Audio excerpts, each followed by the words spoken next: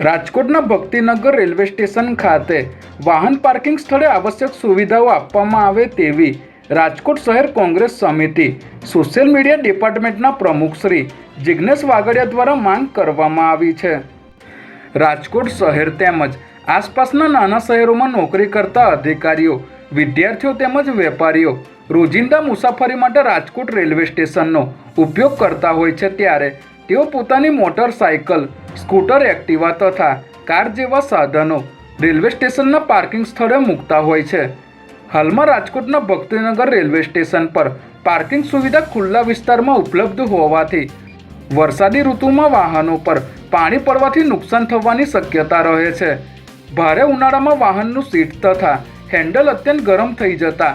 મુસાફરોને અસુવિધા ઊભી થાય છે, તેમજ વરસાદની ઋતુમાં વાહન સ્ટાર્ટ કરવામાં પણ મુશ્કેલી અનુભવવી પડે છે। આમ જનતાને આવી સમસ્યાઓનો સામનો ન કરવો પડે તે માટે આ રેલવે સ્ટેશનના પાર્કિંગ વિસ્તારમાં છત શેડ કે પછી કવર પાર્કિંગ સુવિધા ઉપલબ્ધ કરાવવામાં આવે તો મુસાફરોને સુરક્ષિત અને આરામદાયક પાર્કિંગનો લાભ મળી શકે, જેથી રાજકોટ શહેર કોંગ્રેસ સમિતિ સોશિયલ મીડિયા ડિપાર્ટમેન્ટના પ્રમુખ શ્રી જિગ્નેશભાઈ વાગડિયા દ્વારા રાજકોટ ડીઆરએમ સાહેબ રેલવે અધિકારીને આવેદનપત્ર આપી રજૂઆત કરવામાં આવી છે।